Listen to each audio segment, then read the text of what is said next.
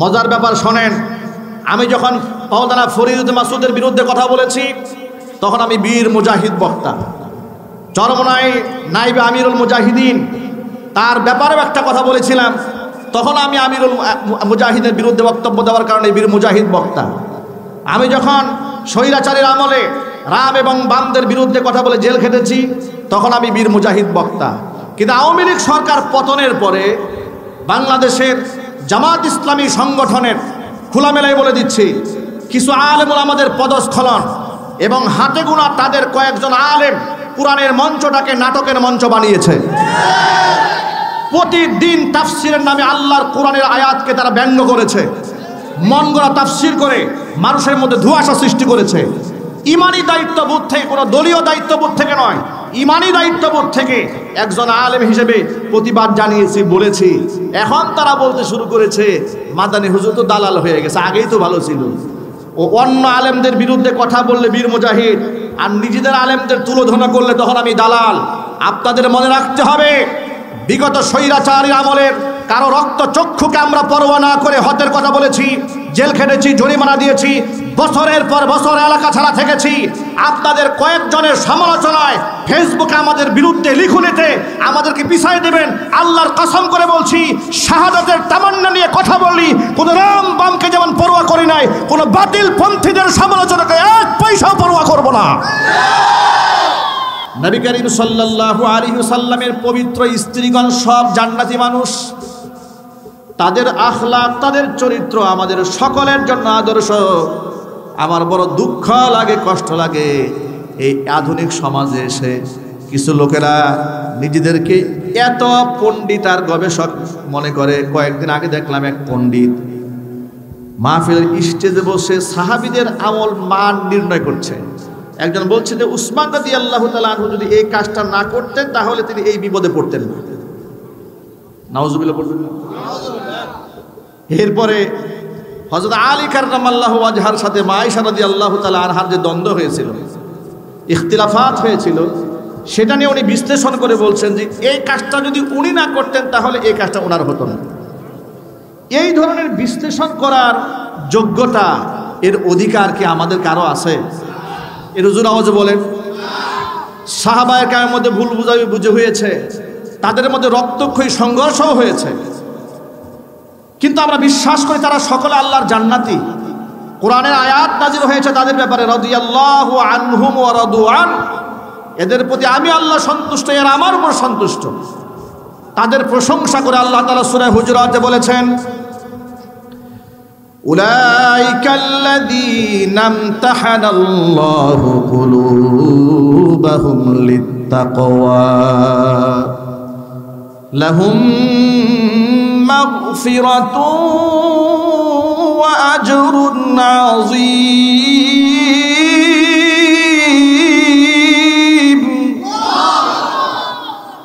সাহাবায়ে কেরাম হচ্ছে তারা, উলাইকাল্লাযীনা ইমতাহানাল্লাহু কুলুবাহুম লিত্তাকওয়া, তাকওয়ার মাধ্যমে আমি এদের কলিজাটা পরীক্ষা করে নিয়েছি। সুবহানাল্লাহ বলেন। তাকওয়ার পরীক্ষা আমি এদের কাছ থেকে নিয়েছি। তাকওয়ার পরীক্ষায় তারা উত্তীর্ণ হয়েছে। লাহুম মাগফিরাতুন ওয়া আজরুন আযীম, এদের জন্য রয়েছে ক্ষমা এবং মস্ত বড় পুরস্কার। যারা আল্লাহর পক্ষ থেকে ক্ষমা এবং মস্ত বড় পুরস্কারের ঘোষণা প্রাপ্ত হয়েছেন, তাদের মতো জান্নাতি মানুষের আমল নিয়ে, ঈমান নিয়ে, আখলাক নিয়ে বিশ্লেষণ করা, এমনকি তাদের কাউকে উচ্চমানের গ্রেড প্রদান আমার নিজের পক্ষ থেকে করার কোনো যোগ্যতা কি আছে? তবে একটা কথা বলে দিই, তিলকার রুসুলু ফাদ্দালনা বা'দাহুম আলা বা'দ লা নুফাররিকু বাইনা আহাদিম বির রুসুলি। আল্লাহর পক্ষ থেকে প্রেরিত কোন রসুলদের মধ্যে আমরা মান নিজেদের পক্ষ থেকে নির্ণয় করি না। সকল নবী রসুলদের প্রতি আমাদের শ্রদ্ধা, ভালোবাসা, ঈমান, বিশ্বাস একেবারে অকৃত্রিম, ঠিক কিনা বলেন? কিন্তু আল্লাহ পাক যাদেরকে মর্যাদাগত পার্থক্য আল্লাহর পক্ষ থেকে করেছেন, সেটা তো আল্লাহর ফয়সালা। যেমন তিলকার রসুল ফাদ্দালনা বা'দাহুম আলা বা'দ, আল্লাহ বলছেন এই যে প্রেরিত রসুলগণ একে অপরের উপরে আমি মর্যাদা দিয়েছি। আল্লাহ পাক যদি কাউকে মর্যাদা দিয়ে থাকেন সেটা আল্লাহ পাকের একান্ত ফয়সালা, আল্লাহর সিদ্ধান্ত, ঠিক কিনা জুড়ে বলেন। কিন্তু আমি বলতে পারবো না ইনি বড় নবী, ইনি ছোট নবী, ইনি একটু ভুল হয়েছে নাউজুবিল্লাহ, ওনার এখানে সিদ্ধান্তে ভুল হয়েছে। যেমন আমরা মাওলানা সাদ কান্দলিবিকে আমরা ছাড় দেই নাই কেন?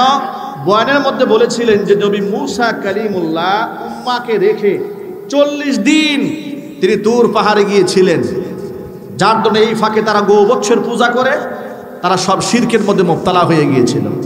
তিনি বয়ানের মধ্যে বলেছিলেন সেদিন যদি নবী মুসা কালিমুল্লাহ তার উম্মতকে ছেড়ে সেখানে না যেতেন এতগুলো মানুষ গোমরা হইতো না। চিৎকার দেখুন নাউজুবিল্লাহ, আরো জোরে বলে নাউজুবিল্লাহ। এই যে বিচার উনি করে ফেলেছেন একজন নবীর ব্যাপারে, এই জন্য আমরা তাদেরকে আলটিমেটাম দিয়েছি। তাকে উলামাদের পক্ষ থেকে চিঠি শো করা হয়েছে, দারুল দেওবন্দ থেকে পেশ করা হয়েছে। একবার তিনি রুজু করেন, আবার বক্তব্যের মধ্যে ফিরে আসেন, এইরকম বহু তাল বাহানায় তাবলিগ জামাত দুটো ভাগ হয়ে গিয়েছিল। কিন্তু অনেকে না বুঝে বলেন যে হুজুররা গ্রুপিং করে, আলেমরা কখনো গ্রুপিং করে না। মনে রাখবেন হকপন্থী আলেমদের আল্লাহর পক্ষ থেকে একটা জিম্মাদারি আছে। সেই জিম্মাদারিটা কি বুঝাই দেয় আপনাদেরকে হাদিস দিয়ে। নবী করিম সাল্লাল্লাহু আলাইহি সাল্লাম বলেছেন ইয়াহমিলু হাদাল ইলমা মিন কুল্লি খালাফিন উদুদ ইয়ানফুনা আনহু তাহরিফাল গালিন ওয়া ইনতিহালাল মুবতিলিন ওয়া তা'ওয়িলাল জাহিলিন। প্রত্যেকটা যুগে যুগে আল্লাহ তাআলার পক্ষ থেকে এমন কিছু ইনসাফকার আলেম এই পৃথিবীর মধ্যে থাকবে, ইয়াহমিলু হাদাল ইলমা, যারা এই ইলমটার ধারক এবং বাহক হবেন। এত ইনসাফকার তারা, যদি এই ইলমের মধ্যে কেউ তাবদিল করে, ইয়ানফুনা আনহু তাহরিফাল গালিন, সীমা লঙ্ঘনকারীদের সীমা লঙ্ঘন, ওয়া ইনতিহালাল মুবতিলিন, মিথ্যাবাদীদের সংযোজন, ওয়া তা'ওয়িলাল জাহিলিন, মূর্খদের বিভ্রান্তিমূলক অপব্যাখ্যা, এই সমস্ত কিছুকে তারা আল্লাহর ভয়ে রোধ করে দেবে। প্রতি যুগে যুগে দেখবেন ইলম কালাম ছাড়া কিছু লোক সমাজে হাদিস নয় কিন্তু হাদিসের নামে চালিয়ে সমাজে ধর্মটাকে বিভ্রান্ত করে, ঠিক না ব্যাঠিক জুড়ে বলেন। যেমন স্বৈরাচারীর আমলে বয়াতি শিল্পীরা জাতীয় সংসদে দাঁড়িয়ে বলেছে বুখারী, মুসলিম, তিরমিজি, আবু দাউদ, নাসাই, ইবনে মাজাহ, সিয়াসিত্তার কিতাব আমরাও পড়ছি। কথা বলে না কেন? এটা আবার কে বলেছেন? ফাইটটা যায় শিল্পী বলেছে। মানে এর চেয়ে দুঃখ আমাদের আর কি ছিল? জাতীয় সংসদে যখন কোনো নষ্টা, কোনো ভ্রষ্টা, চরিত্রহীন কোনো মহিলা যখন আলেম সমাজকে সবক দিত, তখন এই দেশের অসংখ্য উলামারা নীরবে নিবৃতে চোখের পানি ফেলতেন, ঠিক কিনা জুড়ে বলেন। আর আমাদের মতো কিছু লোক প্রকাশ্যে আমরা প্রতিবাদ করতাম। বিনিময়ে মামলার আসামি হয়েছে 6টা। কয়টা? স্বৈরাচার আমলে 6টা মামলার আসামি দিয়েছে। একবার দিয়েছে জামাতের মামলার আসামি, একবার দিয়েছে বিএনপির মামলার আসামি, একবার দিয়েছে হেফাজতের মামলার আসামি, আর একবার মামলায় নাম উঠলে পরবর্তী সিরিজ মামলা, এলাকায় মামলা হলেই নাম ঢুকিয়ে দেয়, মামলা হলেই নাম ঢুকিয়ে দেয়। এরকম কত চর্চার যা আমাদের উপর করেছে। ভাইরা আমার, এত কিছু উপেক্ষা করে জবান আমরা বন্ধ রাখিনি, আমরা জবান চালিয়েছি। মনে রাখবেন আল্লাহর পক্ষ থেকে এই ইলম হচ্ছে আমানত, এই ইলম আমানত। মান রাআ মিনকুম মুনকারান ফালিয়ুগাইয়িরহু বিয়াদিহি, চোখের সামনে অন্যায় দেখলে হাত দিয়ে প্রতিবাদ করবে। ফাইল লাম ইয়াস্তাতি ফাবিলিসানি, হাত দিয়ে প্রতিবাদ করতে না পারলে জবান দিয়ে করবে, তাও যদি না পারে ফাবি কালবি, অন্তর দিয়ে পরিবর্তন আসবে। তাতেও যদি না হয় একেবারে লাস্ট স্টেশন ওয়াদালিকা আযআফুল ঈমান, এটা হচ্ছে ইমানের লাস্ট স্টেশন, অন্তর দিয়ে ভাবা। কিন্তু ওয়ালাইসা ওয়ারাআ যালিকা হাব্বাতু খারদালিন মিনাল ঈমান, হাত দিয়েও প্রতিবাদ করলেন না, মুখ দিয়েও বললেন না, অন্তরে পরিবর্তনের চিন্তাও করলেন না। নবী করিম সাল্লাল্লাহু আলাইহি সাল্লাম বলেছেন ঈমানের আর সরিষা দানাও এর মধ্যে বাকি নাই। এই জন্য আমরা তৎকালীন যুগে যদি কেউ ইলমের ক্ষেত্রে তাহারিফ করেছে, দ্বীনের ক্ষেত্রে অবমাননা করেছে, কাউকে আমরা ছাড় দেই নাই। টাকলা মুরাদ থেকে শুরু করে শামীম উসমান থেকে শুরু করে ধর্মের ব্যাপারে যারা এগুলো করেছে, যারা ধর্মীয় স্টেজে উঠে 70-80 রাকাত নফল নামাজের ঘোষণা দিয়েছে, আবার আলেম ওলামাদের সাথে খেলা হবে বলে হুঙ্কার দিয়েছে। ঠিক না ব্যাঠিক জুড়ে বলেন? আমরা তাদের বিরুদ্ধে কথা বলেছি। আমরা টাকলা মুরাদের বিরুদ্ধে কথা বলেছি যখন একজন বরেণ্য আলেমকে লুচ্চা বলে গালি দিয়েছে, প্রতিবাদ জানিয়েছে। এইভাবে যুগে যুগে সমস্ত রাম বাম তাদের বিরুদ্ধাচরণ তো করেছি, আবার জালেম শাসকের সাথে আতাত করে যে সমস্ত আলেমরা মাজলুম আলেমদের বিরুদ্ধে অবস্থান গ্রহণ করেছে তাদেরকে আমরা ছাড় দেই নাই, তাদের বিরুদ্ধে আমরা জবান খুলেছি। ঠিক কিনা জুড়ে বলেন? যেমন উল্লেখ করি আপনাদের সামনে, ফরিদউদ্দিন মাসুদ হাদাহুল্লাহ হাফিজাহুল্লাহ, দুইটাই বলতে হয়, অনেক বড় আলেম এই জন্য হাফিজাহুল্লাহ, হাদাহুল্লাহ বলেছে এই জন্য জুমহুর উলামাদের বিরুদ্ধে কাজ করেছেন। আল্লাহ পাক তাকে হেফাজত করে, জোরে কোন আমিন। তার বিরুদ্ধে আমরা তৎকালীন যুগে কথা বলেছি যখন তিনি শাহবাগে গিয়েছিলেন, ছাড় দেই নাই তো তাকে আমরা। বাইতুল মুকাররম জাতীয় মসজিদের সাবেক খতিব, আমাদের কওমি অঙ্গনের আরেক সূর্য সন্তান ছিলেন মুফতি রুহুল আমিন সাহেব, কিন্তু কওমি অঙ্গনের এমনকি হক্কানিয়াতের ঝান্ডা বহন না করে স্বৈরাচারের সাথে আঘাত করে চলার কারণে আমরাই তাদের বিরুদ্ধে জবান খুলেছি। কথা বলতে হবে, ঠিক কিনা বলেন? তিনি কওমি জননী উপাধি দেওয়ার কারণে আমরা প্রতিবাদ করিনি, অসংখ্য আলেম ওলামা প্রতিবাদ করেছেন। এমনকি স্টেজে যেখানে কওমি জননী ঘোষণা করা হয়েছিল সেখানে মধুপুর পীর সাহেব হুজুর তাৎক্ষণিক প্রতিবাদ জানাবার জন্য দাঁড়িয়ে যেতে চেয়েছিলেন। পরিস্থিতিকে সামাল দেওয়ার জন্য অসংখ্য ওলামারা তাকে সেখানে বসিয়ে দিয়েছিলেন। এমনকি তিনি স্বৈরাচারকে কওমি জননী উপাধি দেওয়ার কারণে স্বৈরাচারের কাছে কিছুটা আদরের থাকলেও আলেম ওলামাদের কাছে তিনি এক ঘরে হয়ে গিয়েছিলেন। কথা ঠিক কিনা জুড়ে বলেন? এই কথাগুলো কি সত্য না অসত্য? একটু জুড়ে বলতে হবে, সত্য না অসত্য? এরপরে কাফিল উদ্দিন সরকার সালেহি জান্নাতি নারী উপাধি দিয়ে দিলেন, তার বিরুদ্ধে আমরা জবান খুলেছি। ঠিক কিনা? গিয়াসউদ্দিন তাহিরি, আহারে এ তো উস্তাজুল বাতিলিন, ঠিক কিনা বলেন? সমস্ত ভণ্ডদের উস্তাদ, ঠিক না? ভণ্ডদের আইডল এবং আইকন, তার বিরুদ্ধে আমরা কথা বলেছি।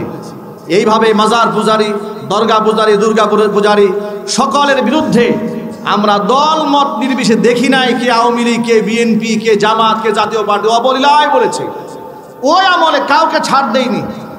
স্বৈরাচারের পতন হওয়ার পরে এই দেশের ইসলামপন্থী কিছু লোকেরা তারা পূজা করা শুরু করলো,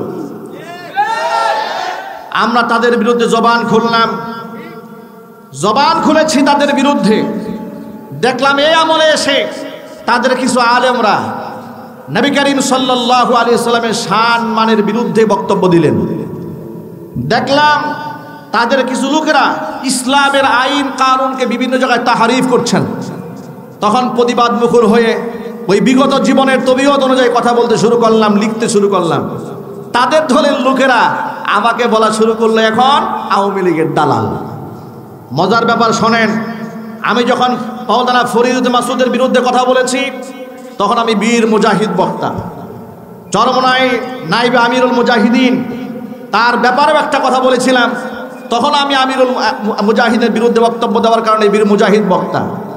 আমি যখন স্বৈরাচারের আমলে রাম এবং বামদের বিরুদ্ধে কথা বলে জেল খেটেছি তখন আমি বীর মুজাহিদ বক্তা। কিন্তু আওয়ামী লীগ সরকার পতনের পরে বাংলাদেশের জামাত ইসলামী সংগঠনের খোলামেলায় বলে দিচ্ছি, কিছু আলেম ওলামাদের পদস্খলন এবং হাতে গোনা তাদের কয়েকজন আলেম কোরআনের মঞ্চটাকে নাটকের মঞ্চ বানিয়েছে। প্রতিদিন তাফসিরের নামে আল্লাহর কোরআনের আয়াতকে তারা ব্যঙ্গ করেছে, মন গড়া তাফসির করে মানুষের মধ্যে ধোঁয়াশা সৃষ্টি করেছে। ইমানি দায়িত্ববোধ থেকে, কোনো দলীয় দায়িত্ববোধ থেকে নয়, ইমানি দায়িত্ববোধ থেকে একজন আলেম হিসেবে প্রতিবাদ জানিয়েছি, বলেছি। এখন তারা বলতে শুরু করেছে মাদানী হুজুর তো দালাল হয়ে গেছে, আগেই তো ভালো ছিল।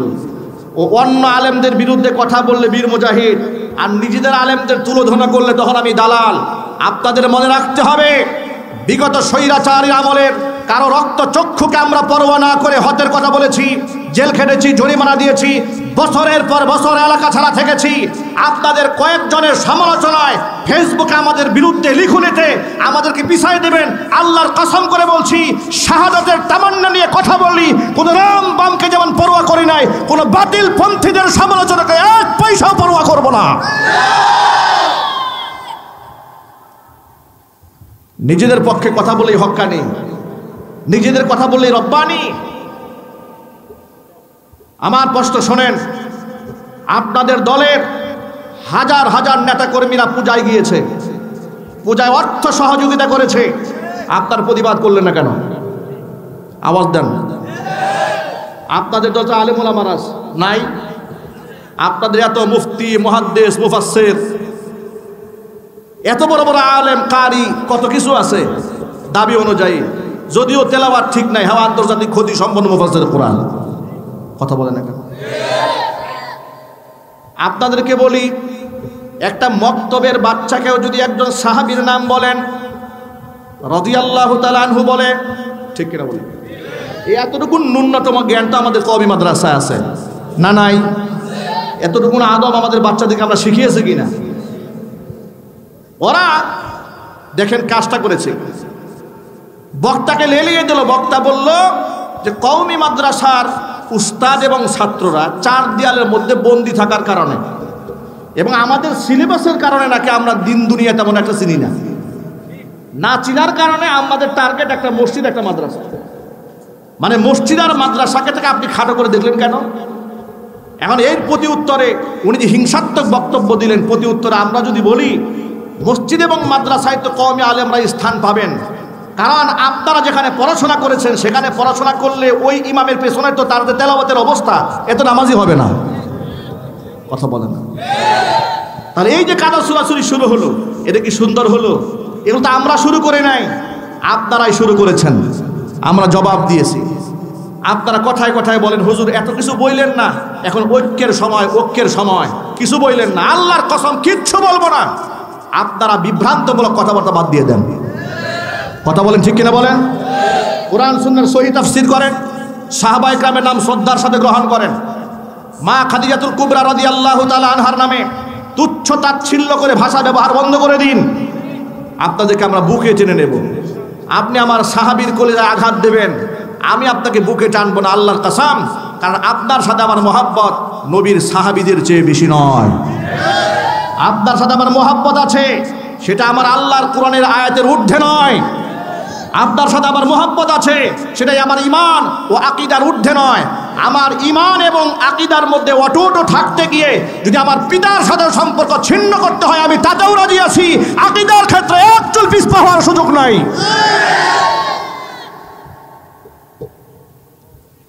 আমার প্রিয় যুবক ভাইয়েরা, মূল কথায় ফিরে আসি। ছোট্ট একটা এক্সাম্পল দেই।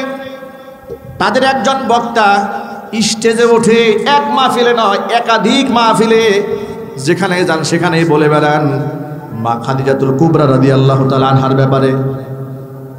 এই যে আমরা নামটা নেওয়ার সময় অটোমেটিক মুখ থেকে মাটা বের হয়ে যায়, সুবহানাল্লাহ বলেন। এটা তার প্রতি আমাদের ভক্তি, শ্রদ্ধা, মহাব্বতের নিদর্শন। কথা ঠিক নেবে ঠিক? এমন একজন মহিয়সী নারী উম্মুল মুমিনিন মা খাদিজাতুল কুবরা রাদিয়াল্লাহু তাআলা আনহা, তার ব্যাপারে বয়ান করতে গিয়া তিনি বলেন, এই দুনিয়ার মধ্যে একটা মাত্র মহিলা, এবার ভাষাটা শোনেন, এই পৃথিবীতে একটা মাত্র মহিলা, যেই মহিলাকে আল্লাহ জান্নাতের সুসংবাদ দিয়েছেন, অথচ এই মহিলা জীবনে এক ওয়াক্ত নামাজ পড়ে নাই, জীবনে কোনো রোজা রাখে নাই, জীবনে হজ করে নাই, জীবনে যাকাত দেয় নাই, এক দিনের জন্য রোজা রাখে নাই, একটা টাকা যাকাতও দেয় নাই।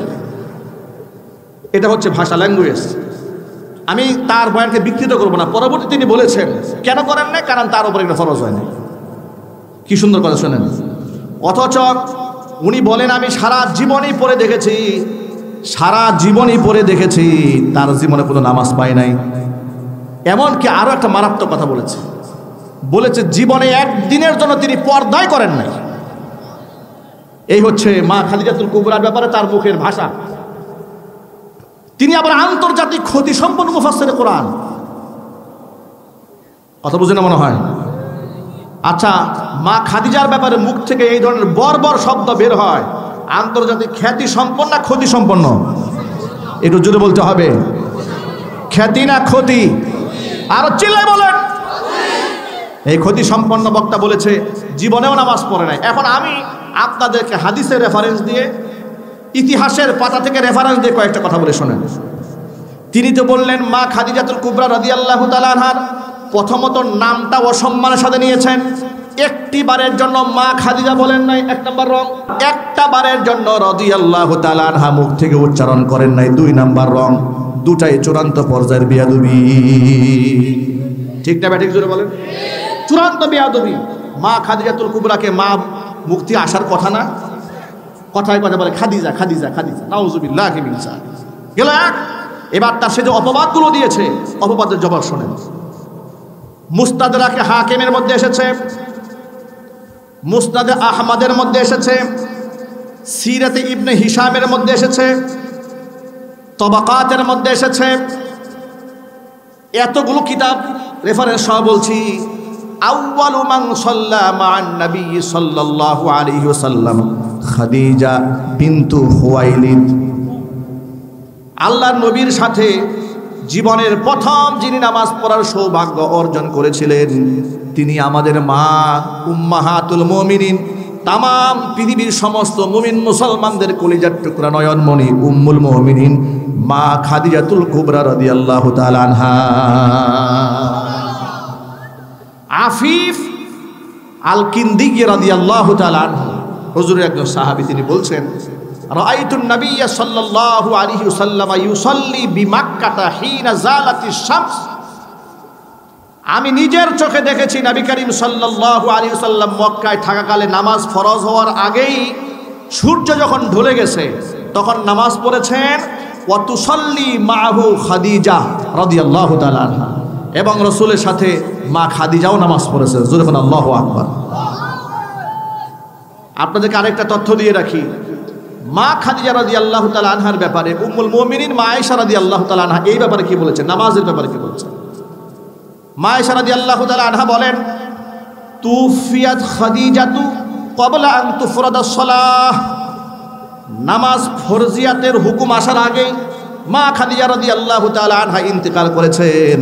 তাহলে প্রশ্ন হলো নবীদের সাথে যে মা খাদিজা নামাজ পড়লেন সেটা কোন নামাজ? ওটা ফরজ নামাজ ছিল না, ওটা ছিল নফল নামাজ। সুবহানাল্লাহ বলবেন না? উপস্থাপনার ঢংটা এমন হওয়া উচিত যে নামাজের ফরজিয়াত আসার আগেই যিনি নামাজ পড়েছেন তার নাম হচ্ছে মা খাদিজা। সুবহানাল্লাহ বলেন। উপস্থাপনার ঢংটা তো এমন হওয়া উচিত, ঠিক কিনা বলেন? আবার এই বক্তা বললেন জীবনেও যাকাত দেয় নাই। আরে বাবা, যাকাত উনি কেমনে দিবেন? যাকাতের ফরজিয়াত এসে ওনার মৃত্যুর পরে। আপনি যে যাকাত নিয়ে তারে আয়েব দিলেন, দোষ দিলেন। এবার শোনেন, নবী করিম সাল্লাল্লাহু আলাইহি ওয়াসাল্লামের এই স্ত্রী আমাদের মা খাদিজা রাদিয়াল্লাহু তাআলা আনহা কিভাবে সম্পদ আল্লাহর পথে ব্যয় করেছেন। যাকাত তো আমরা ব্যয় করি পুরো সমাজের সম্পত্তির মধ্যে মাত্র 2.5%। কয় পার্সেন্ট যাকাত দেই? অথচ উম্মুল মুমিনিন মা খাদিজাতুল কুবরা রাদিয়াল্লাহু তাআলা আনহার ব্যাপারে হাদিস শরীফে এসেছে, তাফসীর কিতাবের মধ্যে এসেছে। যেমন সূরা দুহার একটা আয়াতের মধ্যে এসেছে ওয়া ওয়াজাদাকা দাল্লান ফাহাদা ওয়া ওয়াজাদাকা আইলান ফাআগনা। ও আমার নবী, আপনাকে আমি পথের অনুসন্ধানকারী পেয়েছি, আপনাকে আমি পথ দেখিয়েছি। ওয়া ওয়াজাদাকা দাল্লান, দাল্লান মানে বিভ্রান্ত না। এই তর্জমা করা যাবে না যে আপনাকে আমি বিভ্রান্ত পেয়েছি। না, হুজুর কখনোই বিভ্রান্ত ছিলেন না, পথের অনুসন্ধানী ছিলেহ। সুবহানাল্লাহ। ফাহাদা, আমি আপনাকে রাস্তা দেখিয়েছি। ওয়া ওয়াজাদাকা আইলান, আমি আপনাকে দরিদ্র পেয়েছি। ফাআগনা, আপনাকে আমি ধনী বানিয়ে দিয়েছি। তাফসীর কিতাবের মধ্যে এসেছে ফাআগনা বিমালি খাদিজা রাদিয়াল্লাহু তাআলা, খাদিজার সম্পদ দিয়ে আমি আপনাকে ধনী বানিয়ে দিয়েছি। এটা হচ্ছে তাফসীরের riwayat। এবার হাদিস থেকে তার সত্যায়ন শোনেন। উম্মুল মুমিনিন মা আয়েশা রাদিয়াল্লাহু তাআলা আনহা বলেন যখনই খাদিজা রাদিয়াল্লাহু তাআলা আনহার আলোচনা হতো তখনই নবীজি সাল্লাল্লাহু আলাইহি ওয়াসাল্লাম মা খাদিজার ভূয়সী প্রশংসা করতেন। এত প্রশংসা করতেন স্ত্রী আয়েশা রাদিয়াল্লাহু তাআলা আনহা বলছেন যে আমার খুব হিংসা হতো, ফাগিরতু, আমার একদিন খুব গায়রতে লাগলো।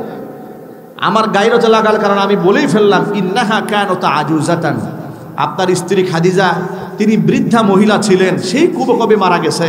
কদ আবদালাকাল্লাহু খাইরাম মিনহা, তার থেকে উন্নত, তার থেকে মেধাবী, ধী শক্তি সম্পন্ন আল্লাহ পাক আপনাকে স্ত্রী দান করেছেন। তো আপনি এখনো সেই বৃদ্ধা মহিলার কথা ভাবছেন। মা আয়েশা বলেন, আমি বললাম একটু হিংসা করে, হাজার হলেও সতীন তো, ঠিক কিনা বলেন? সতীনের সাথে কি খুব মহব্বত থাকে নাকি? কথা বলে না, মহব্বত থাকে বেশি। মা আয়েশা বলেন, আমার খুব হিংসা লাগলো, আমি বলেই ফেললাম, আমার কষ্ট লাগে, খালি তার প্রশংসা হয়, আমি বললাম। তিনি কি জবাব দিলেন শোনেন। যখন আমি তাকে বললাম যে তার থেকে এত উত্তম রমণী আল্লাহ পাক আপনাকে দান করেছেন, নবীজি তখন কসম করে বলেন, আয়েশা রে শোনো, ফাওয়াল্লাহি মা আবদালানি আল্লাহু খায়রাম মিনহা, খাদিজার চেয়ে উন্নত এবং চরিত্রবান, খাদিজার চাইতে বেশি উত্তম রমণী আল্লাহ পাক আমার জীবনে আর উপহার দেন নাই। আর জোরে বলতে হবে সুবহানাল্লাহ। এবার আল্লাহর নবী নিজের পক্ষ থেকে কিছু ব্যাখ্যা দাঁড় করায় দিলেন। শোনো খাদিজা, শোনো আয়েশা, কদ আমানাত বি ইয কাফারা বিয়ান নাস, লোকেরা যখন আমাকে অস্বীকার করেছে সেই সময় আমার খাদিজা আমার উপর ঈমান এনেছে। ওয়া সাদ্দাকাতনি ইয কাযযাবানি আন নাস, লোকেরা যখন আমাকে মিথ্যাবাদী বলেছে আমার খাদিজা আমাকে সত্যবাদী বলেছে। ওয়া ওয়াসাদনি বিমালিহা ইয হারামানি আন নাস, নিজের সমস্ত সম্পদ দিয়ে আমাকে সাহায্য করেছে যখন লোকেরা তাদের সমুদয় সম্পদ থেকে আমাকে বঞ্চিত করেছে। শুধু কি তাই, ওয়ারাযাকানি আল্লাহু মিনহাল ওয়ালাদা, আল্লাহ পাক যতগুলো সন্তান আমাকে দিয়েছেন খাদিজার গর্ভে দান করেছেন, অন্য স্ত্রীর গর্ভে আল্লাহ তাআলা আমাকে সন্তান দান করেননি। এভাবে মা খাদিজাতুল কুবরা রাদিয়াল্লাহু তাআলা আনহার ঈমানের, আমলের, ত্যাগের বর্ণনা নবীজি সাল্লাল্লাহু আলাইহি ওয়াসাল্লাম জবান থেকে দিলেন। হুজুর নিজে বললেন, ওয়া সাতনি বিমালিহা ইদ হারামানি আন-নাস, খাদিজা তার সম্পদ দিয়ে আমাকে সাহায্য করেছেন। হুজুর কোন সুবহানাল্লাহ। তাহলে যেই বক্তা বলে জীবনেও যাকাত দেয় নাই, মাথা ঠিক আছে? তাতে এভাবে বলা উচিত ছিল, যাকাত ফরজ হওয়ার আগেই ইনি এমন এক মহিয়সী নারী সমস্ত সম্পদ ইসলামের জন্য ব্যয় করে দিয়েছে। সে আবি তালেবে 3 বছর বন্দী থাকা অবস্থায় মা খাদিজাতুল কুবরা রাদিয়াল্লাহু তাআলা আনহা সাহাবীদের পেছনে টাকা ব্যয় করতে করতে এমন অবস্থা হয়েছে গাছের পাতা খেয়ে জীবন কাটাতে হয়েছে। আল্লাহু আকবার বলবেন না? এবার শুনেন আরেকটা মারাত্মক আপত্তি। সে আপত্তিটা কি? আপত্তি হলো জীবনেও নাকি পর্দায় থাকে নাই। এই কথাটা শুনলে আমাদের ব্রেনে কি আসে? জীবনেও পর্দা করে নাই একটা নারী, এই কথাটা যদি আমরা সাধারণ মানুষ শুনে তো তার মগজের মধ্যে একটা জিনিস আসে যে আমাদের সমাজের মেয়েরা যেমন বেপর্দায় ঘুরে বেড়ায়, আমাদের মা খাদিজাও মনে হয় এইরকম বেপর্দায় ঘুরে বেড়াতো। এরকম একটা স্মৃতি মাথায় আসে না? অথচ হাদিসে কি আসে শুনেন, জাহিলি যুগে যখন পর্দার বিধান নাজিল হয় নাই সে আমলে মা খাদিজাতুল কুবরা রাদিয়াল্লাহু তাআলা আনহার উপাধি ছিল তহেরা, মানে পবিত্র নারী। আরো জোরে সুবহানাল্লাহ বলতে হবে, আরো জোরে কোন আল্লাহু আকবার। যে যুগে পর্দার বিধানই নাজিল হয় নাই সেই জাহিলি যুগে আমার মা, আমাদের কলিজার টুকরা নয়নমণি, জান্নাতের রমণীদের সর্বোচ্চ সম্মান এবং মর্যাদার অধিকারী মা খাদিজাতুল কুবরা রাদিয়াল্লাহু তাআলা আনহার ব্যাপারে গোটা আরববাসীরা সাক্ষী দিয়েছে, তার উপাধি হচ্ছে তাহিরা, তিনি পবিত্র নারী। আপনি এমন একজন মহিয়সী নারীর নামটা বলার সময় আদব রক্ষা করেন না, মুখে যা আসে তাই বলেন। ইনি হচ্ছেন আমাদের সেই মা যার ব্যাপারে বিখ্যাত সাহাবী হযরত আবু হুরায়রা রাদিয়াল্লাহু তাআলা আনহু থেকে বর্ণিত হাদিস, আন আবি হুরায়রা রাদিয়াল্লাহু তাআলা আনহু আন্নাহু قال আতা জিবরিলুন নবী সাল্লাল্লাহু আলাইহি ওয়াসাল্লাম, জিবরাইল আলাইহিস সালাতু ওয়াস সালাম রাসূলের কাছে আসলেন, এসে বললেন, ইয়া রাসূলুল্লাহ হাদিহি খাদিজা কদ আতাতকা, হে আল্লাহ রাসূল, এই তো আপনার স্ত্রী খাদিজা আপনার কাছে চলে এসেছে, প্রায় মাহা ইনাউন ফিহি ইদামুন ওয়া তাআমুন ওয়া শারাবুন, একটা পাত্র নিয়ে আপনার কাছে আসতেছে, পাত্রের মধ্যে কিছু পানীয় আছে, কিছু খাবার আছে, কিছু তরিতরকারি আছে। ইদা আতাতকা, তিনি যখনই আপনার কাছে আসবে, ফাকরা আলাইহা সালাম মিন রাব্বিহা ওয়া মিন্নি, তখন আপনার কাছে আসা মাত্র খাদিজা রাদিয়াল্লাহু তাআলা আনহা আপনার স্ত্রীকে তার রব আল্লাহর পক্ষ থেকে সালাম জানাইয়া দিবে। তাকে বলবেন, আল্লাহ তোমাকে সালাম দিয়েছে, তোমার রব তোমাকে সালাম দিয়েছে। শুধু আল্লাহর পক্ষ থেকে নয়, ওয়া মিন্নি, আমি জিবরাইলের পক্ষ থেকেও সালাম দেবেন।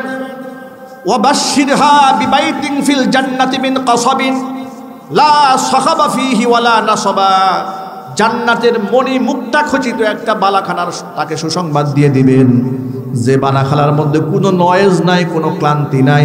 জোরে জোরে বলেন আল্লাহু আকবার। খাদিজাতুল কুবরা রাদিয়াল্লাহু তাআলা আনহা যখন হুজুরের কাছে এলেন, নবীজি তাকে জানিয়ে দিলেন, ও খাদিজা, আল্লাহ পাক তোমাকে সালাম জানিয়েছেন। এবার শুনেন মা খাদিজাতুল কুবরা সালামের জবাবটা কেমনে দিলেন। কত বড় জ্ঞানী, কত বড় বুদ্ধিমতী নারী সালামের জবাব দিলেন, হুয়াস সালাম ওয়া মিনহুস সালাম। সালাম, হুয়াস সালাম, তিনি নিজেই তো শান্তিময়। আল্লাহু আকবার বলেন। ওয়া মিনহুস সালাম, শান্তির ফয়সালা তার কাছ থেকে আসে। ওয়া আলা জিবরিলিস সালাম, জিবরাইলের উপরে শান্তি বর্ষিত হোক। আল্লাহু আকবার বলেন। আমরা না হয় একে অপরকে সালামের জবাব দিই, আসসালামু আলাইকুম ওয়া রাহমাতুল্লাহ, আপনার উপরে আল্লাহর রহমত বর্ষিত হোক, শান্তি বর্ষিত হোক। আপনি জবাব দিয়ে বলেন, ওয়া আলাইকুমুস সালাম ওয়া রাহমাতুল্লাহি ওয়া বারাকাতুহু, আপনার উপরে আল্লাহর রহমত বর্ষিত হোক, আল্লাহ পাকের শান্তি বর্ষিত হোক, বরকত বর্ষিত হোক। কিন্তু আল্লাহরকে তো আর দোয়া করা যায় না, আল্লাহর উপর আল্লাহর শান্তি বর্ষিত, এটা কি বলা যায়? না, শুধু নাই। কিন্তু এই যে জ্ঞান গর্ব জবাব, হুয়াস সালাম ওয়া মিনহুস সালাম, চিৎকার দিয়ে এখন আল্লাহু আকবার। আল্লাহ হচ্ছেন সালাম, আমরা হচ্ছে আব্দুস সালাম। আমরা কি? আব্দুস সালাম, ওই সালামের গোলাম। আমরা আল্লাহর গোলাম। কার গোলাম? চিল্লায় বলেন তো একটু।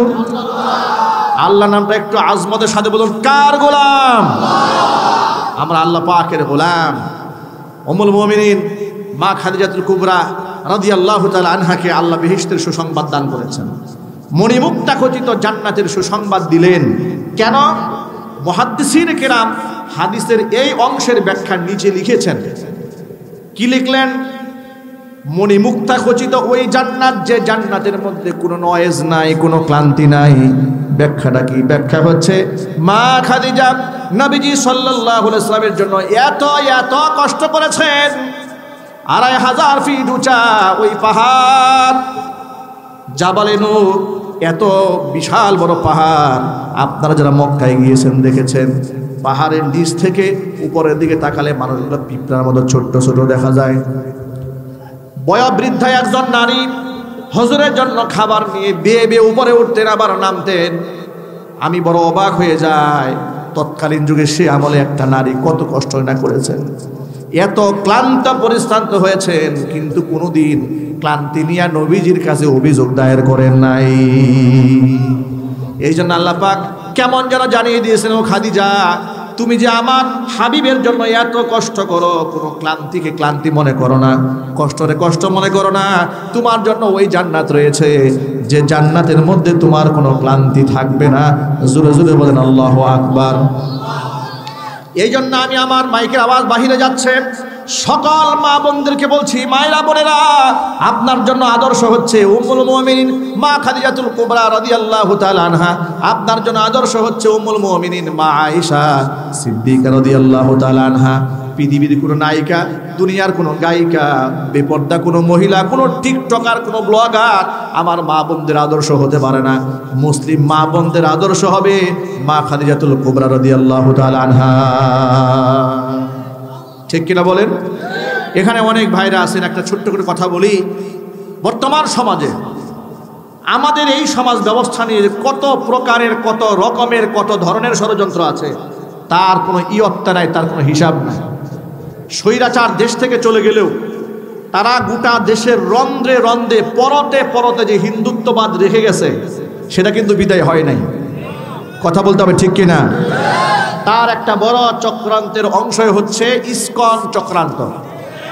এই হিন্দুত্ববাদী, উগ্র হিন্দুত্ববাদী, সন্ত্রাসী এই হিন্দুরা তারা এই দেশের মুসলমানদের ইমান, আমল, আখলাক, তাহজিব, তামাদ্দুন নিয়েই শুধু ষড়যন্ত্র করে না, তারা এই দেশকে নিয়েও ষড়যন্ত্র করে।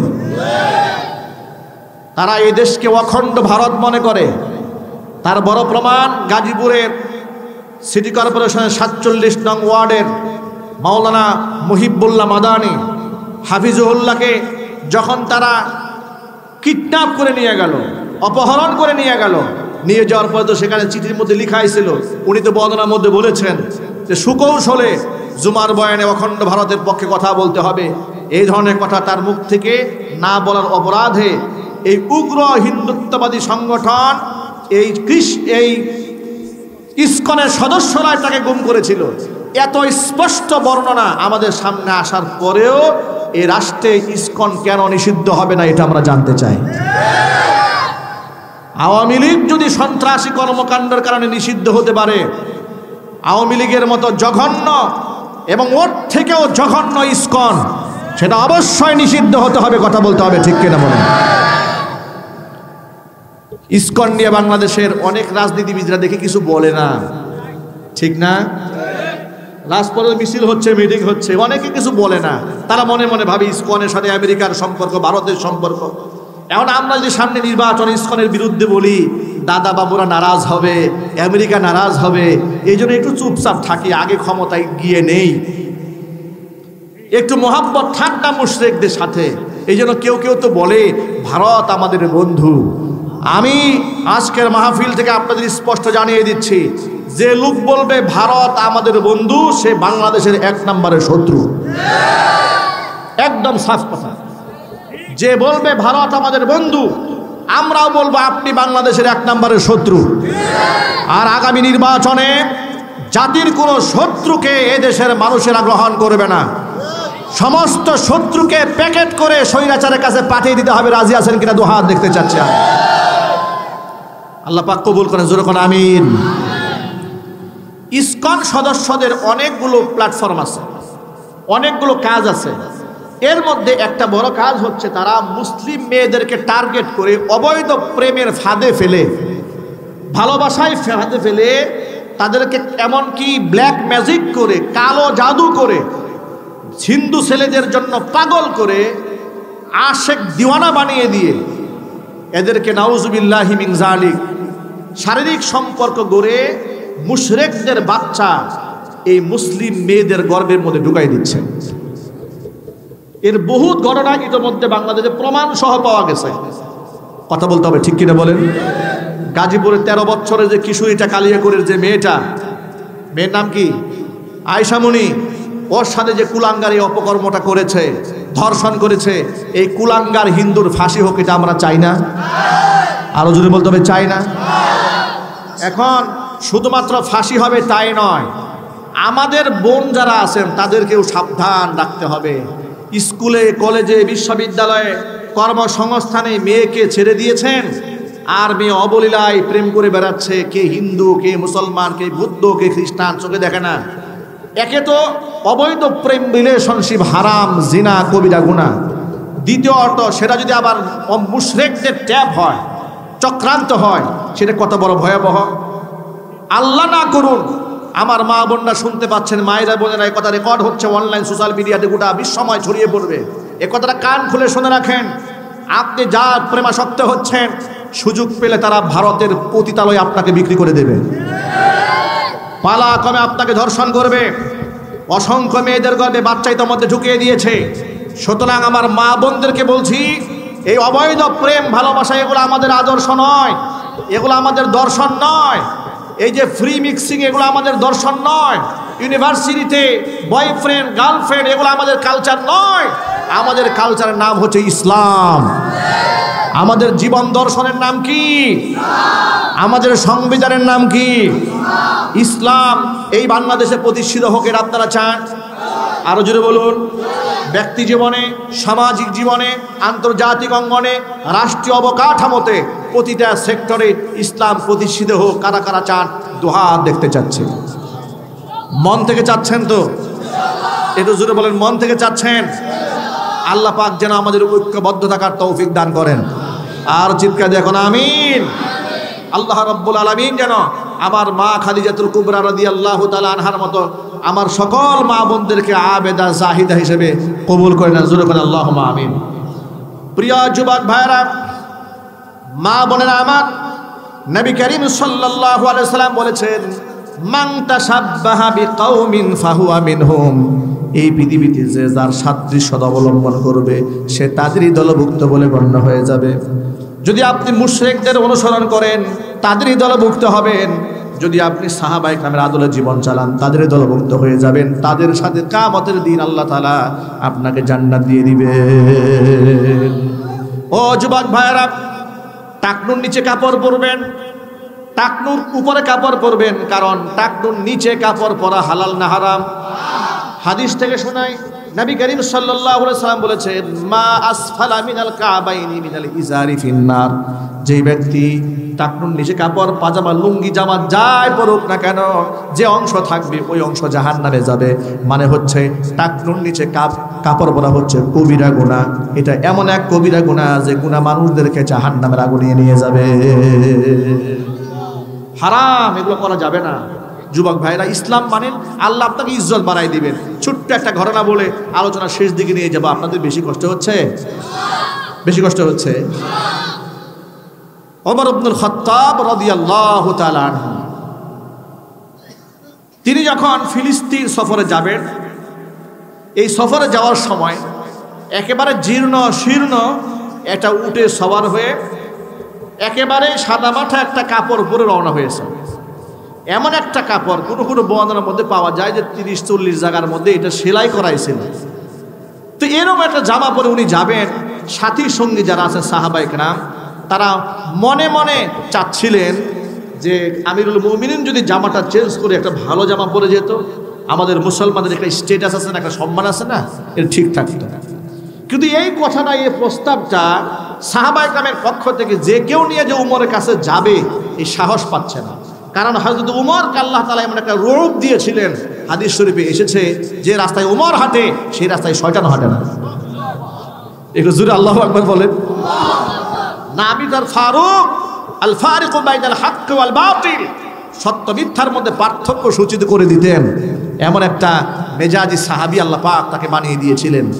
তো হযরত উমরের কাছে কে যাবে? কেউ যাচ্ছে না, সাহস পায় না। কিন্তু সবাই নিজেরা সমালোচনা করছে, পর্যালোচনা করছে, আত্মসমালোচনা করছে, কি করা যায়, কি করা যায়, কি করা যায়।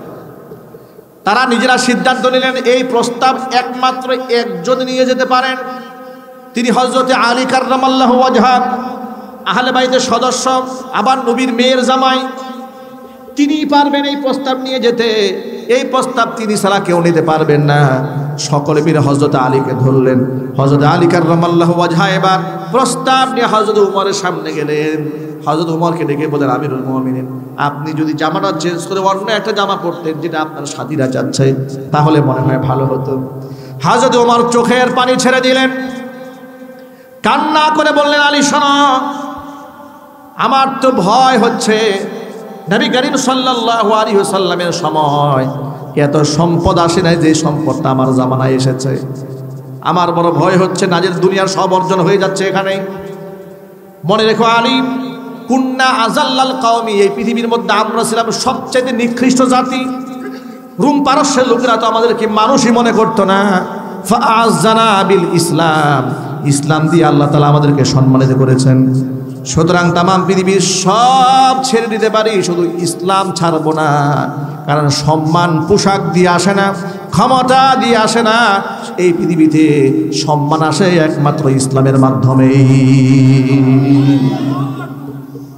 এই যে বয়ান, এই যে মানসিকতা, এই যে শিক্ষা, এটা আমাদের জন্য পাথেয় যে আমরা আমাদের মুসলিম মেয়েরা জিন্সের প্যান্ট পরে সম্মান খুঁজে বেড়াই।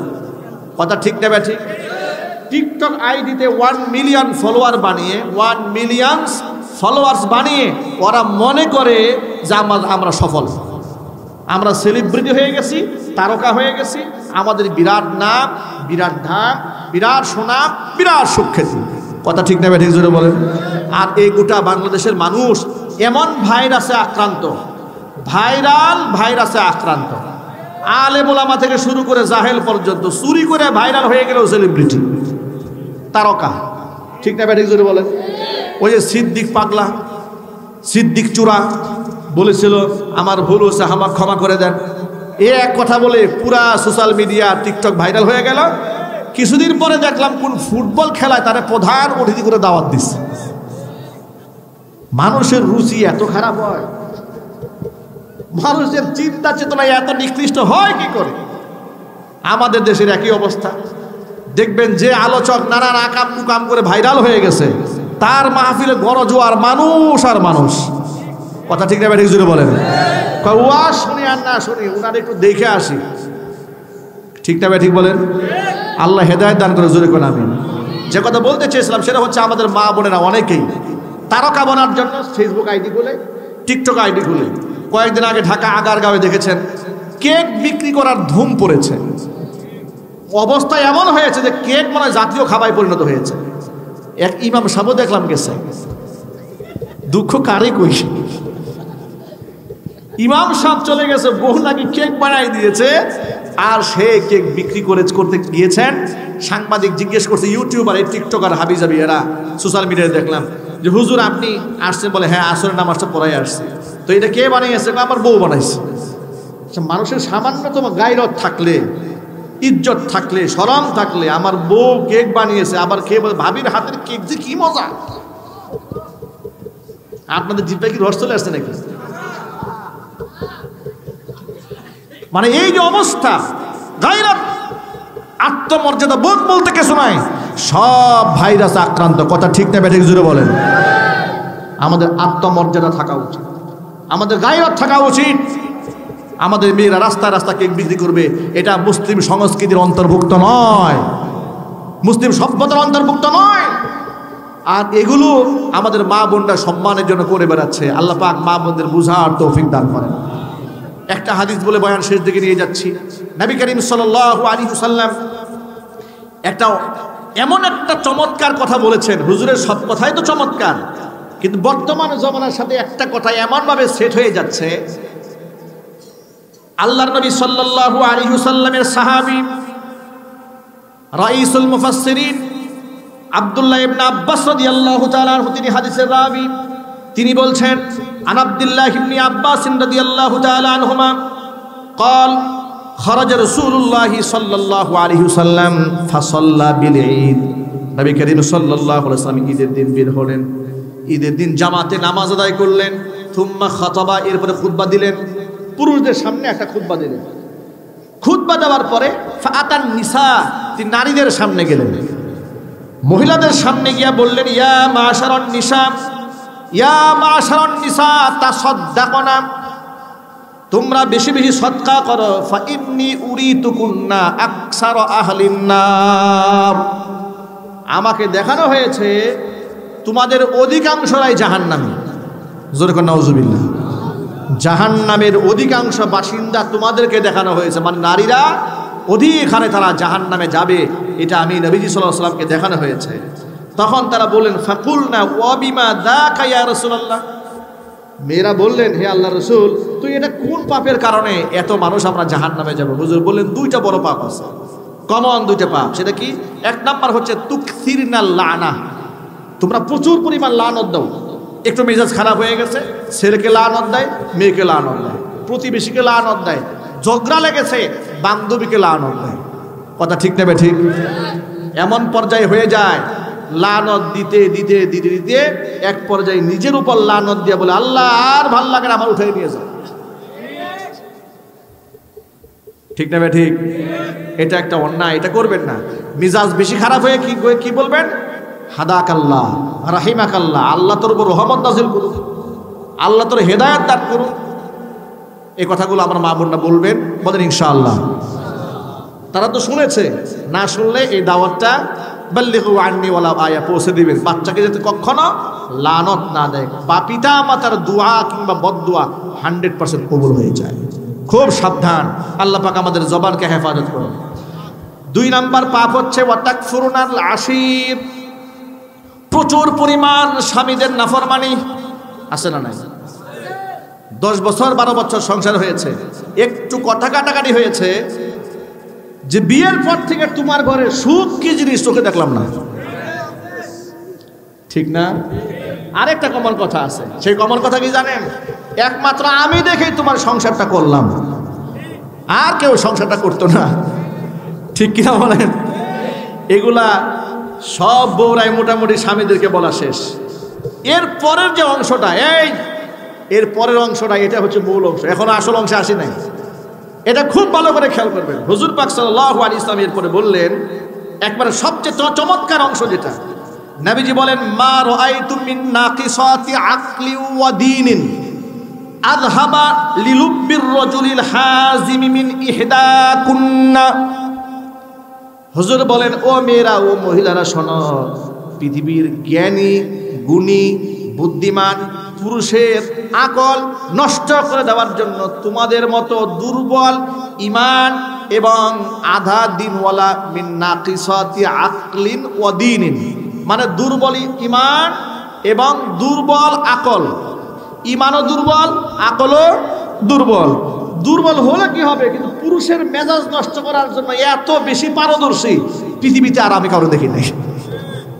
কথা ঠিক না ব্যাটিক জুড়ে বলে? মানে এই পাল্লায় যদি শিক্ষক পড়েছে, মেধাবী শিক্ষক, শিক্ষকের চরিত্র শেষ। ক্লাসে 1 নাম্বার ছাত্র প্রেমের ফাঁদে পড়েছে, ছাত্র পড়াশোনা একবারে 0। কথা বলে না? এগুলা কি বাস্তব না অবাস্তব? একটা এক্সাম্পল না দিলে খুব সহজে বুঝতে পারবেন না বিষয়টা। বাংলাদেশের কুখ্যাত নায়িকা আছে পরিমণি, আপনারা মনে হয় সবাই চেনেন নাকি? অনেক বড় আল্লাহর ওলি। তো ফেসবুক, অনলাইন সোশ্যাল মিডিয়া তো আমরা চালাই। আমার সামনে একদিন তার আইডি এসছে, পেজ। তা আমি আর ভিতরে ঢুকি নাই, শুধুমাত্র আমার কিউরিসিটি জাগ্রত হলো যে এই ভদ্র মহিলার কথা মানুষের মুখে এত শুনে, আর এত নাম দাবি, এত সমালোচনা, তাকে কত মানুষ ফলো করে, ফলোয়ারটা দেখি। ফলোয়ার দিকে তাকায় দেখি আপনার 16 মিলিয়ন ফলোয়ার ক্রস করেছে। কল্পনা করা যায় 16 মিলিয়ন, মানে 1,60,00,000 মানুষ তাকে ফলো করে।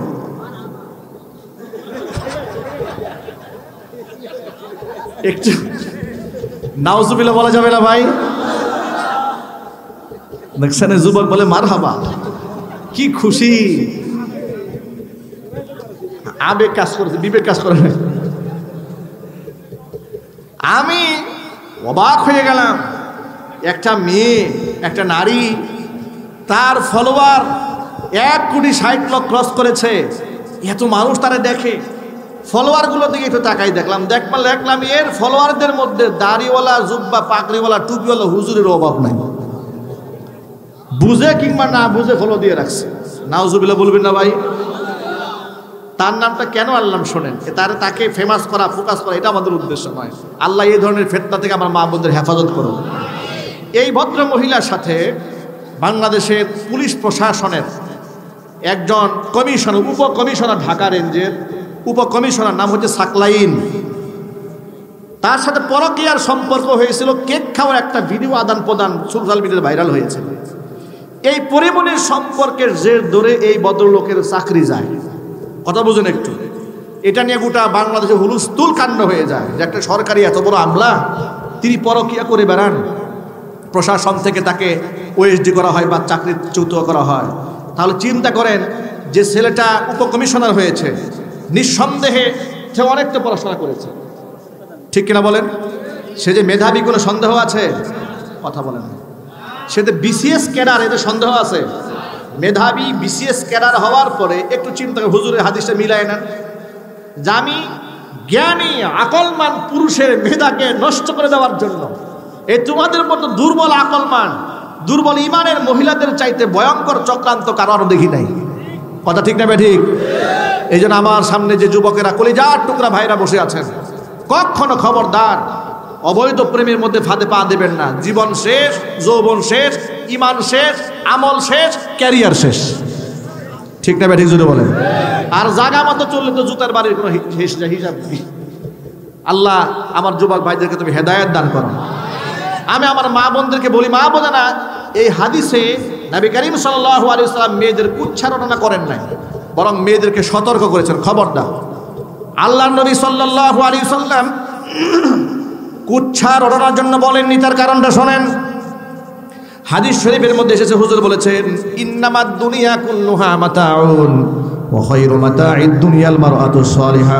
দুনিয়ার মধ্যে যা দেখতে পাও, দুনিয়াতে যত সামগ্রী আছে, সমগ্র সামগ্রীর মধ্যে সর্বশ্রেষ্ঠ সামগ্রীর নাম হচ্ছে নেককার মহিলা।